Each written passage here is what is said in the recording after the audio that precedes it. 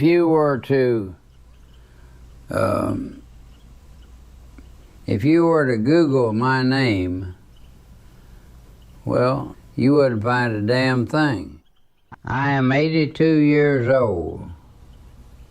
I rent a metal tube, a 1974 Airstream trailer, parked right behind a diner in the middle of New Mexico.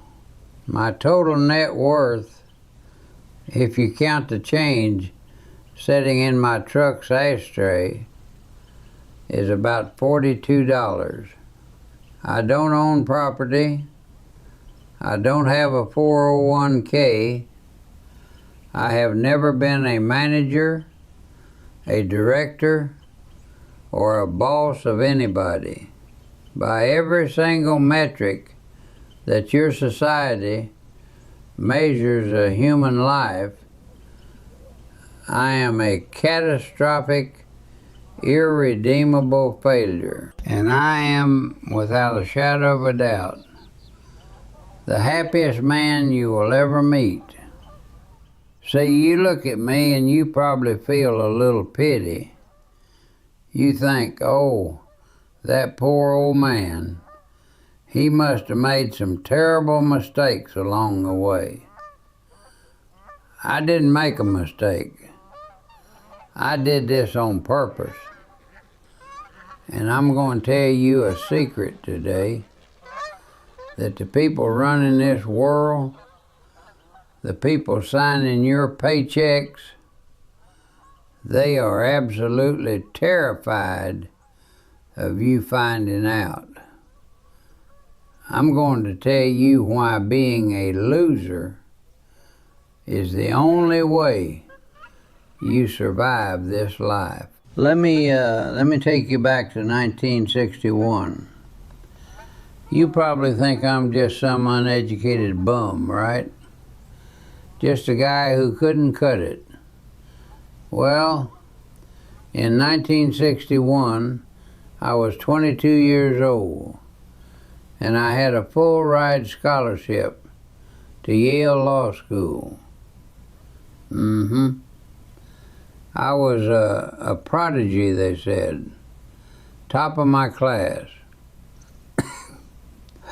First day of orientation, I walked into this massive, beautiful Gothic building, and I looked around at the other boys.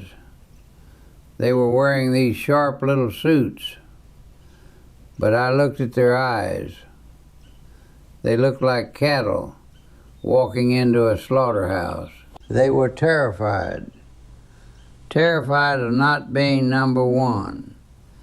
Terrified of what their fathers would think if they didn't make partner by 30. They were already hyperventilating, and the race hadn't even started. I sat in that wooden chair for exactly 14 minutes, and I realized something. If I stayed in that chair, I would be handing them a blank check for my entire life. So, I stood up, I walked out the heavy wooden doors, I threw my tie in a public trash can, and I hitched a ride to California. My parents didn't speak to me for 10 years. They told everyone I threw my life away. But I didn't throw it away. I saved it. I spent the next 60 years flipping burgers, playing the banjo on street corners, and bartending in beach towns. I made exactly enough money to buy dinner and a cheap beer. And when I woke up every morning, my time belonged to me. Let me tell you about my roommate from that first day at Yale, a boy named Richard. Richard stayed. Richard played the game beautifully. He became a corporate lawyer, made millions, bought the mansion in Connecticut, bought the summer home in the Hamptons. He had the beautiful wife, the private jets. Richard was a winner. Richard died of a massive stress-induced heart attack at 52 years old. He dropped dead on the floor of his corner office, surrounded by mahogany wood and Italian leather. His beautiful wife had already left him because he worked 80 hours a week. His kids didn't even cry at the funeral because they barely knew the man. He spent 30 years carrying a 1,000-pound boulder up a mountain just so society would clap for him, and it killed him. They call me a failure, but I am 82. I am breathing. I watch the sunset every single evening, and my heart beats slow and easy. Richard won the game, but what the hell did he win? He traded his actual breathing life for pieces of paper and a title on a door. You see, society plays this massive trick on you. They convince you that wealth is about accumulation, gathering things. But things are heavy. When you buy a massive house, you don't own that house. That house owns you. You have to clean it. You have to insure it. You lay awake at 2 a.m. worrying about the roof leaking. You have to stay at a job you hate just to pay the mortgage on a house you're never in because you're always at work. It is absolute insanity. I live in a tin can.